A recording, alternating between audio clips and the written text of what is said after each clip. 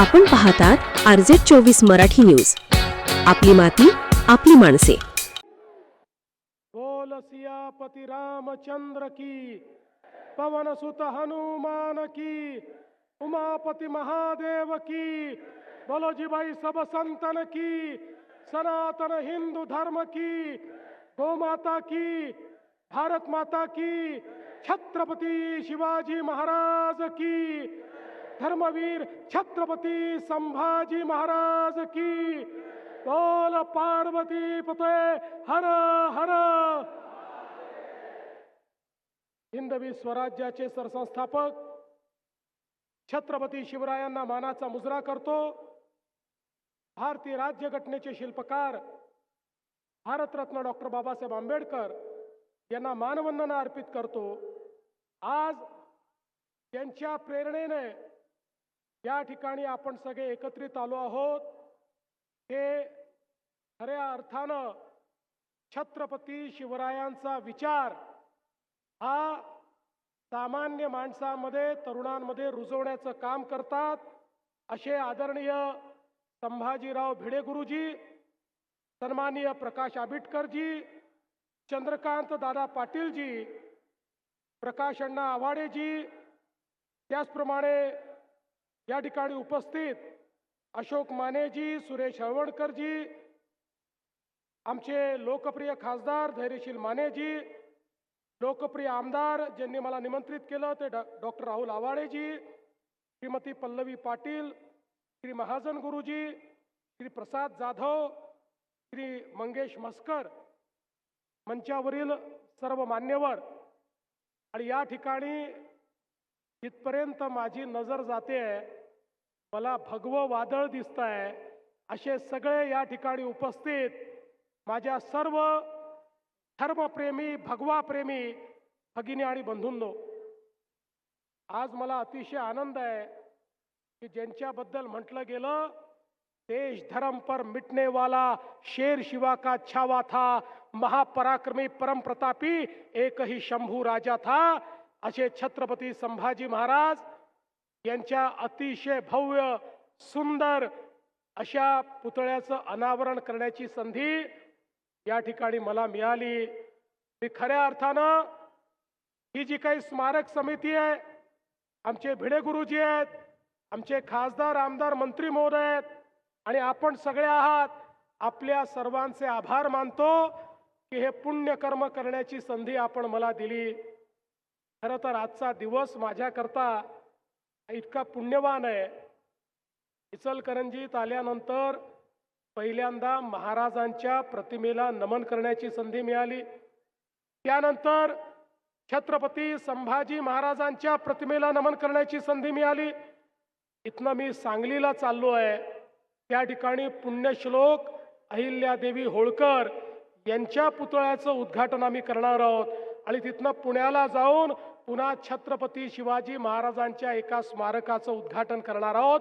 त्यामुळे आजचा खरा हा दिवस हिंदवी साम्राज्याला पूर्णपणे समर्पित अशा प्रकारचा दिवस आज मला व्यतीत करण्याची संधी मिळाली आहे, याचा मला अतिशय आनंद आहे.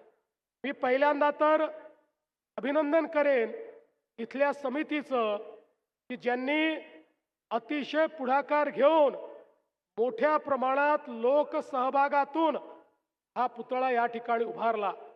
याचा खालचा भाग जरी शासनाच्या माध्यमातून आपले खासदार साहेब, आमदार साहेब यांनी तयार केला, तथापि मला ही गोष्ट अतिशय मनापासून आवडली की आपल्या छत्रपतींचा पुतळा, आपल्या युवराजांचा पुतळा, हा जनसहभाग त्याच्यामध्ये असणं हे अत्यंत महत्त्वाचं आहे. कारण हा शासनाचा पुतळा असू शकत नाही, हा जनतेचाच पुतळा आहे, हे जनतेचंच स्मारक आहे. आणि म्हणून मी आपल्या इचलकरंजीकरांचं अतिशय मनापासून अभिनंदन करतो. आणि जसं खासदार साहेब बोलले, हे शहर भगवं शहर आहे. या शहरामध्ये छत्रपती शिवाजी महाराजांच्या प्रेरणेनं या ठिकाणी एक जे तेज आम्हाला पाहायला मिळतं ते खरोखर अत्यंत महत्त्वाचं आहे.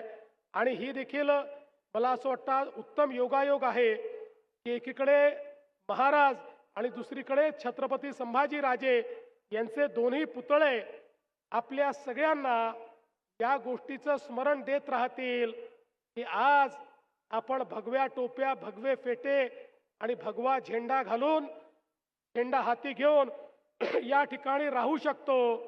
कारण छत्रपती शिवाजी महाराज होते. महाराज नसते तर कदाचित हा भगवा रंग कुठेही दिसला नसता. आणि म्हणून हे जे महाराजांचे उपकार आपल्यावर आहेत ते आपण कधी फेडू शकत नाही. खऱ्या अर्थानं छत्रपती संभाजी महाराजांचा इतिहास हा या देशातला असा दैदिप्यमान इतिहास आहे की जो प्रत्येकापर्यंत पोचलाच पाहिजे. दुर्दैवाने आमच्या देशामध्ये छत्रपती शिवरायांचा आणि छत्रपती संभाजी महाराजांचा इतिहास हा स्वातंत्र्यानंतर देखील दाबण्याचा प्रयत्न झाला. अगदी काल परवापर्यंत CBSE मध्ये जे इतिहास शिकवला जायचा त्या इतिहासामध्ये मुघलांच्या इतिहासाला 17 पानं होते आणि माझ्या राजाला केवळ एक पॅरेग्राफ दिला होता. एका पॅरेग्राफ मध्ये अशा प्रकारचे छत्रपती झाले एवढं सांगितलं जायचं आणि 17 पानं आम्ही बाबर, अकबर, औरंगजेब हे सगळं शिकायचो. पण मी धन्यवाद देईन मोदी साहेबांना, त्यांनी निर्णय बदलला आणि आता एका पॅरेग्राफ मध्ये मुघली साम्राज्य आलं आणि छत्रपती शिवाजी महाराजांच्या इतिहासाला 21 पानं हे या ठिकाणी इतिहासामध्ये स्थान मिळालं. आणि संपूर्ण मराठी आणि हिंदवी स्वराज्य जे आहे या स्वराज्याचा इतिहास आता आपल्या मुलांना शिकायला मिळतो. खरा इतिहास आपल्या जनाजनापर्यंत पोहोचवण्याचं काम आपण केलं. अरे छत्रपती संभाजी महाराज एक अशी तळपती तलवार होती. 9 वर्ष त्या ठिकाणी औरंग्याला त्यांनी झुंजवत ठेवलं. त्या औरंगजेबाला वाटलं आता छत्रपती शिवाजी महाराज नाही, या महाराष्ट्रामध्ये जाऊन मी त्या ठिकाणी संपूर्ण महाराष्ट्र कब्जात घेईल आणि महाराष्ट्र कब्जात आला तर हिंदवी स्वराज्य संपून जाईल. त्याला काय माहिती होतं की एक छावा त्या ठिकाणी होता जो रक्षणाकरता तयार होता. औरंगजेब या ठिकाणी आला पण मराठ्यांनी त्याची कबरच या ठिकाणी खोदली. औरंगजेबाला कधी हा मराठी मुलूक जिंकू दिला नाही. 9 वर्षामध्ये 120 लढाया छत्रपती संभाजी महाराज लढले. एकही लढाई कधी हारले नाही. अरे या ठिकाणी दगा झाला नसता तर या छाव्याला पराजित करण्याची ताकद कुठल्या औरंग्यामध्ये नव्हती, कुठल्या मुघलामध्ये नव्हती. अशा प्रकारचा लढवय्या होता. रणनीती असेल, युद्धनीती असेल, या सगळ्या गोष्टी तर त्यांना माहितीच होत्या. पण वयाच्या 14व्या वर्षी संस्कृतचा ग्रंथ लिहिणारे, संस्कृतचे पांडित्य देखील याच आमच्या छत्रपती संभाजी महाराजांच्या ठाई होते. 11 भाषा ठाऊक असलेला आमचा राजा, ज्यांना त्या ठिकाणी इतक्या मोठ्या प्रमाणात साहित्याची निर्मिती केली, नाट्याची निर्मिती केली, शौर्य काय असतं ते आपल्याला सांगितलं. खऱ्या अर्थानं सूर्यासारखी प्रतिभा असलेले आमचे संभाजी महाराज होते. आणि म्हणूनच दुर्दैवाने छत्रपती संभाजी महाराज हे जर त्यावेळी दग्या फटक्यामध्ये शहीद झाले नसते तर या देशाचा इतिहास वेगळा राहिला असता. अर्थातच छत्रपती शिवाजी महाराज आणि छत्रपती संभाजी महाराजांनी क्रांतीची जी ज्योत पेटवली होती त्यामुळे त्यानंतरही मराठे थांबले नाही.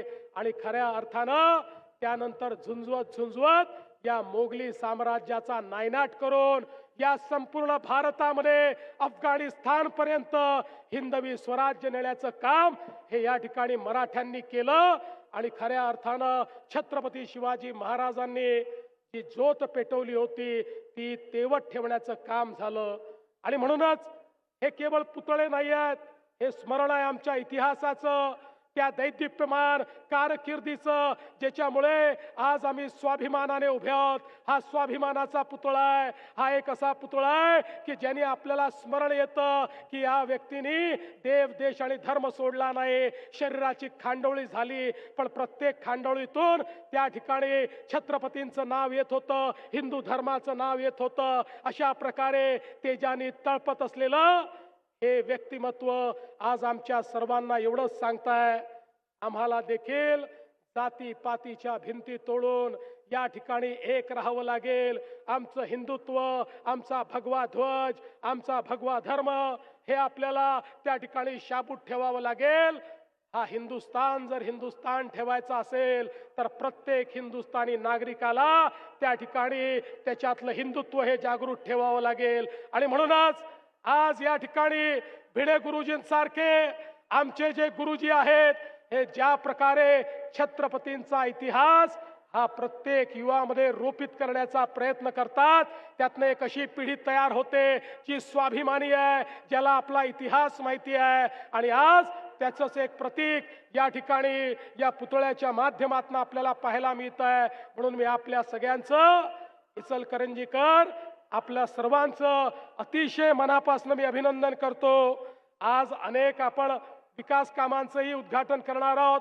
त्याकरता आपण वेगळा कार्यक्रम घेतलाय, त्याबद्दलही आपल्याला शुभेच्छा देतो. आणि अर्थातच माननीय खासदार साहेब आणि माननीय आमदार साहेब, इचलकरंजीचा पिण्याच्या पाण्याचा प्रश्न सोडवल्याशिवाय देवाभाऊ शांत बसणार नाही, हे आश्वासनही आपल्याला या निमित्ताने देतो. आणि पुन्हा एकदा आपण हे पुण्यकर्म करण्याकरता मला निमंत्रित केलं, त्याबद्दल आपले आभार मानून मी माझे 2 शब्द संपवतो. धन्यवाद. जय हिंद, जय महाराष्ट्र. छत्रपती शिवाजी महाराज की. आपल्या परिसरातील बातम्यांसाठी संपर्क करा. मुख्य संपादक वसीम शेख. मोबाईल 8149797961. बातम्या आवडल्यास लाईक करा, कॉमेंट करा आणि सबस्क्राईब करायला विसरू नका.